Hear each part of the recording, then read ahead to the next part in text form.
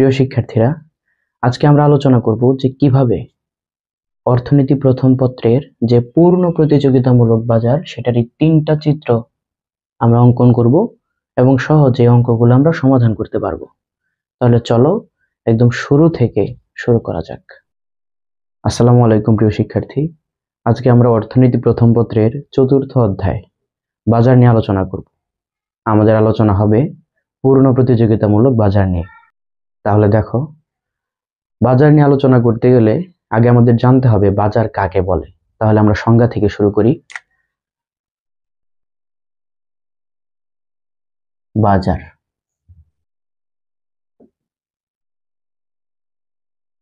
অর্থনীতিতে বাজার বলতে কোনো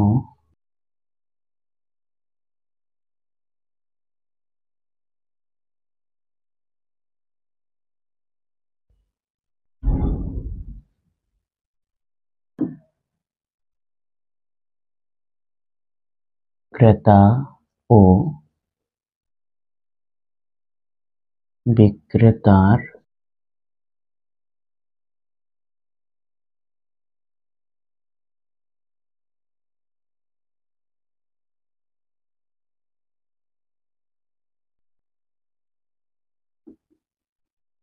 নির্ধারিত দামে ক্রয় বিক্রয় হয়।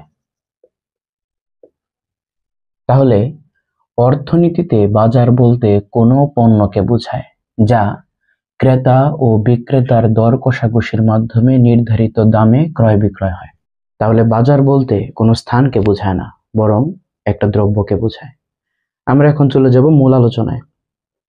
প্রতিযোগিতার ভিত্তিতে বাজার হচ্ছে দুই প্রকার, একটা হচ্ছে পূর্ণ প্রতিযোগিতামূলক বাজার আর একটা হচ্ছে একচেটিয়া বাজার। আমরা একচেটিয়া বাজার নিয়ে আজকে কোনো আলোচনা করব না, শুধুমাত্র পূর্ণ প্রতিযোগিতামূলক বাজার নিয়ে আলোচনা করব। তাহলে পূর্ণ প্রতিযোগিতামূলক বাজার কোনটা? যেই বাজারে অসংখ্য ক্রেতা এবং অসংখ্য বিক্রেতা, সেই বাজারকে বলা হবে পূর্ণ প্রতিযোগিতামূলক বাজার। যেমন কলম বিক্রি করে অনেকজন, কলম ক্রয় করে অনেকজন। তার মানে এই ক্ষেত্রে বিক্রেতা অনেক এবং ক্রেতা অনেক। তার মানে কলমের বাজার হচ্ছে একটা পূর্ণ প্রতিযোগিতামূলক বাজার। এই কলমের কিন্তু দাম বাড়েও না আবার কমেও না। তুমি যে কলমটা ক্রয় করেছো সেই কলমটার দাম হয়তো 5 টাকা। এই কলমটার দাম তোমার এলাকায় 5 টাকা, মানে অন্য এলাকাতেও এটার দাম 5 টাকা। এটার দাম কমবেও না বাড়বেও না। এটা হচ্ছে পূর্ণ প্রতিযোগিতামূলক বাজারের একটা বৈশিষ্ট্য। আমরা এখানে একটা উদাহরণ দিব। তুমি যদি একজন বিক্রেতা হও, আমি ধরে নিলাম যে তুমি একজন কলম বিক্রেতা, ঠিক আছে, যে কলমটা বাংলাদেশের সব জায়গাতে দোকানিরা বিক্রি করে থাকেন। তাহলে এদিকে হচ্ছে তোমার বিক্রয়ের পরিমাণ,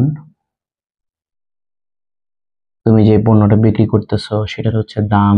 এখানে পণ্যটা বিক্রি করে তুমি যে আয় করতেছো, মোট আয়।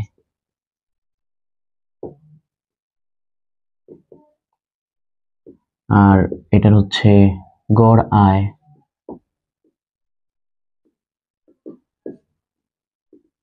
আর একটা হচ্ছে প্রান্তিক আয়।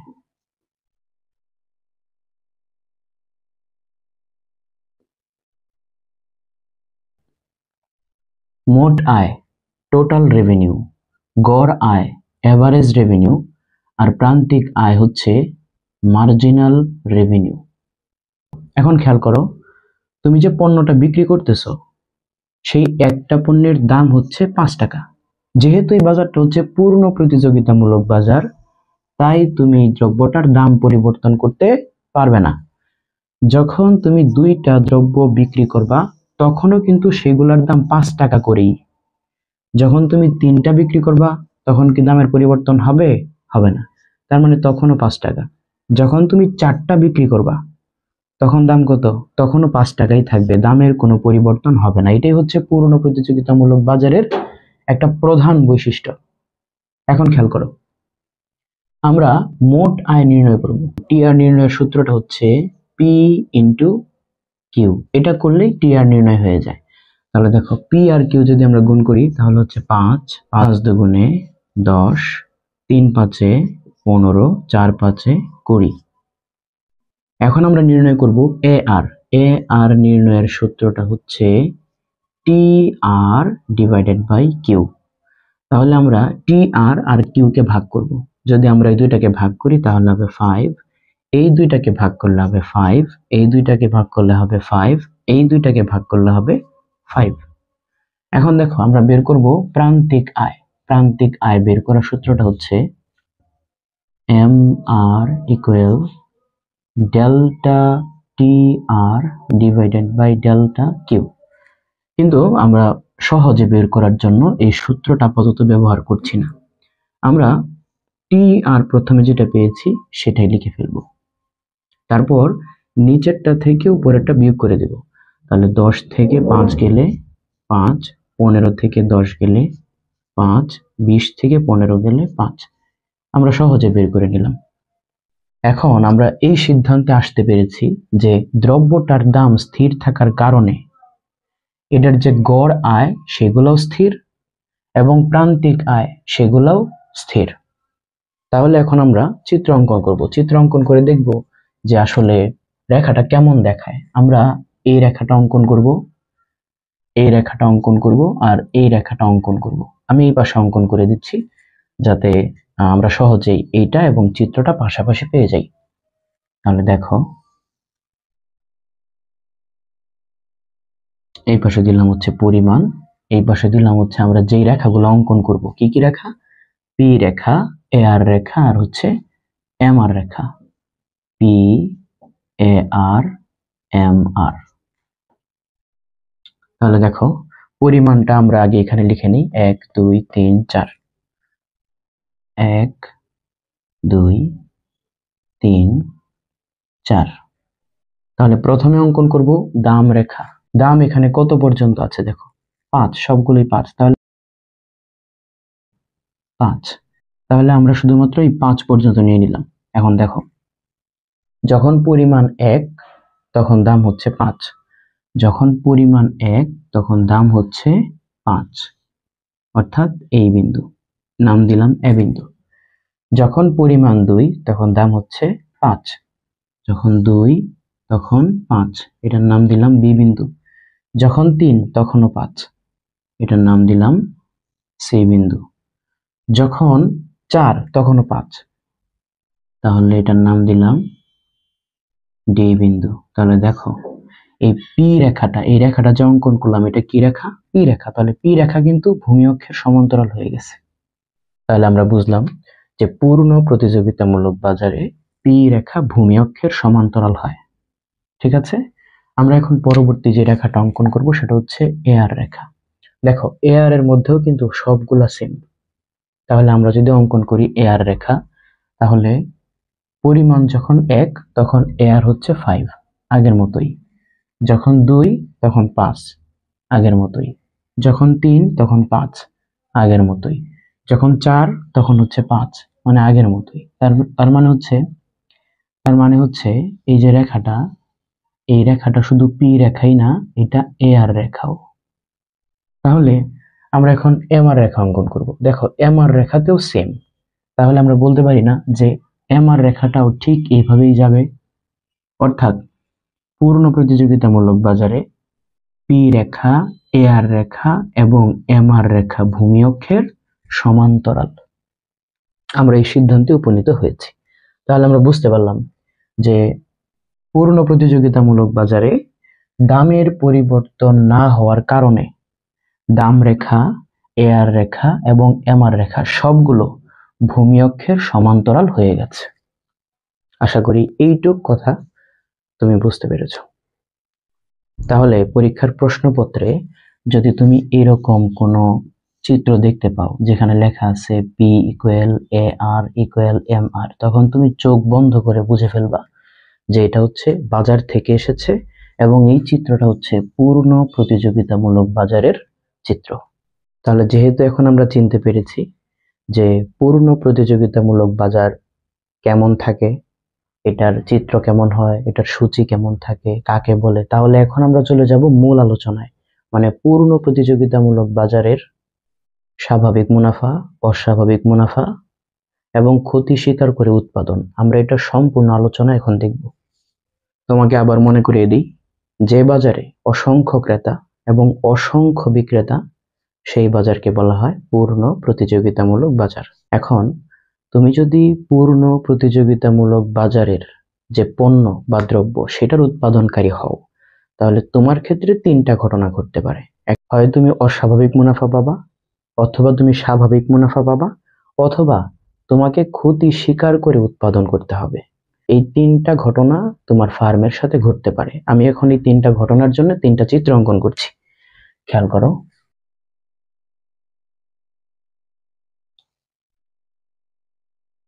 P equal AR equal MR। আমরা বুঝতে পারলাম এটা হচ্ছে একটা পূর্ণ প্রতিযোগিতামূলক বাজার। PCR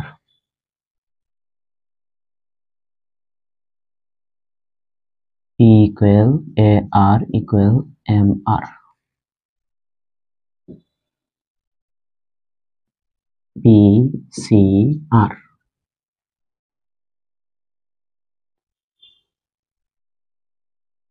P equal AR equal MR। PCR। তাহলে দেখো, এই তিনটা চিত্রই হচ্ছে পূর্ণ প্রতিযোগিতামূলক বাজারের চিত্র। কিভাবে বুঝলাম? P equal AR equal MR, এই কথাটা দেখে আমরা বুঝতে পেরেছি এটা হচ্ছে পূর্ণ প্রতিযোগিতামূলক বাজারের চিত্র। এখন তুমি যদি জানতে যাও যে তোমার যে ফার্ম আছে, তুমি যে পণ্যটা উৎপাদন করতেছো সেটাতে লাভ হয়েছে নাকি ক্ষতি হয়েছে, এটা জানতে হইলে প্রথমে জানতে হবে যে তোমার পণ্যটা তুমি কত টাকা দিয়ে বিক্রি করতেছো, এটা উৎপাদন করতে তোমার কত টাকা খরচ হয়েছে এবং তুমি কতগুলা উৎপাদন করছো। এই তিনটা প্রশ্নের উত্তর তোমার জানতে হবে। সেটা জানার জন্য আমরা এখানে একটা বিন্দু খুঁজে বের করব। সেই বিন্দুটা বলে দিবে যে তুমি কতগুলো উৎপাদন করছিলা এবং প্রত্যেকটার বিক্রয় মূল্য কত। তাহলে আমরা সেই বিন্দুটা খুঁজে বের করব। সেই বিন্দুটা খুঁজে বের করতে হলে আমাদের প্রথমে একটা রেখা অঙ্কন করতে হবে। সেই রেখাটার নাম হচ্ছে এমসি রেখা। এই রেখা এমসি রেখা অঙ্কন করতে হবে। এই হচ্ছে এমসি, এই হচ্ছে এমসি। বিন্দুটা কোথায় সেটা বের করার জন্য আমরা এখন তিনটা শর্তের দিকে তাকাবো। এক নম্বর শর্ত হচ্ছে এমসি সমান হচ্ছে এমআর।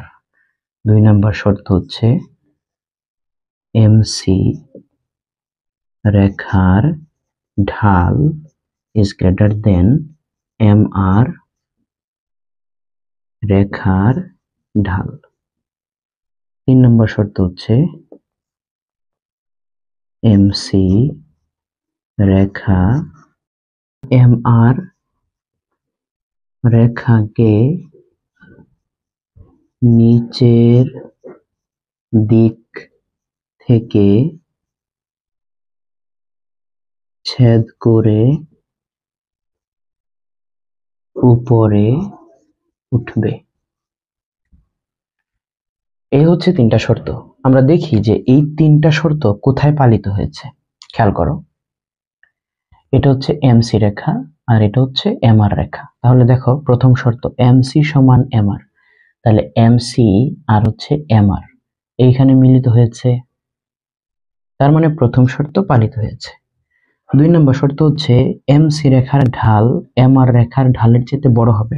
ঢাল জিনিসটা কি? ঢাল হচ্ছে কোনো একটা রেখার ঝুঁকে থাকার যে প্রবণতা সেটাকে বলা হয় ঢাল। খেয়াল করো, আমার যে হাতটা এখন এটা ভূমি অক্ষের সমান্তরাল আছে, তার মানে এখন এটা যদি একটা রেখা বিবেচনা করি, এটার ঢাল 0। যখন এটা উপরের দিকে উঠবে এটার মান বাড়তে থাকবে। ঠিক আছে? তাহলে খেয়াল করো, এই এমআর রেখার চাইতে এমসি রেখা কিন্তু বেশি খাড়া হয়ে আছে, তার মানে এমসি রেখার ঢাল এমআর রেখার ঢালের চাইতে বেশি। অর্থাৎ আমাদের 2 নম্বর শর্ত পূরণ হয়েছে।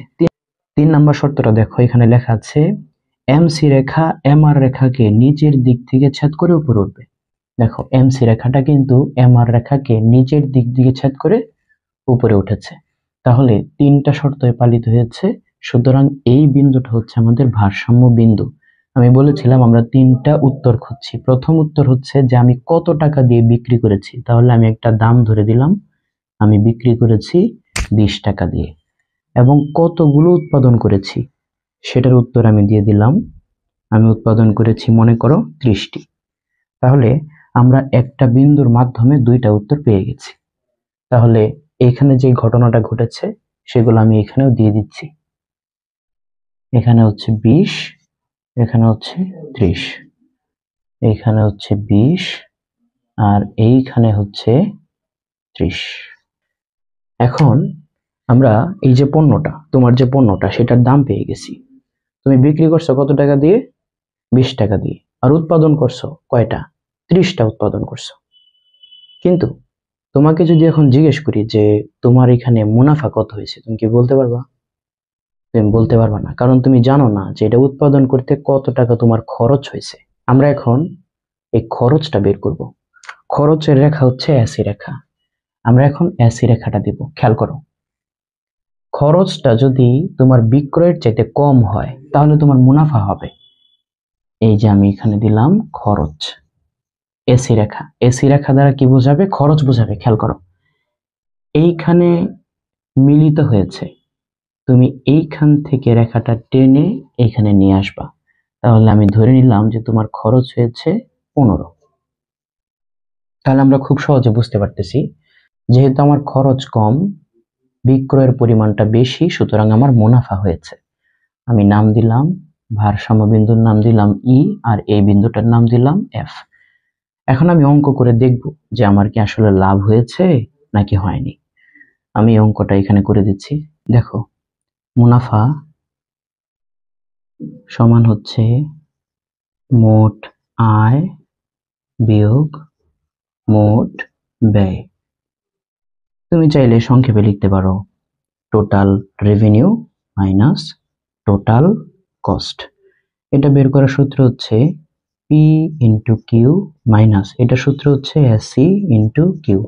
আমরা এখন মানগুলা বসাবো। দেখো পি এর মান কত আছে? পি এর মান হচ্ছে 20 ইন্টু কিউ এর মান হচ্ছে 30 মাইনাস এসি এই যে দেখো এসি এর মান হচ্ছে 15 ইন্টু কিউ এর মান হচ্ছে 30।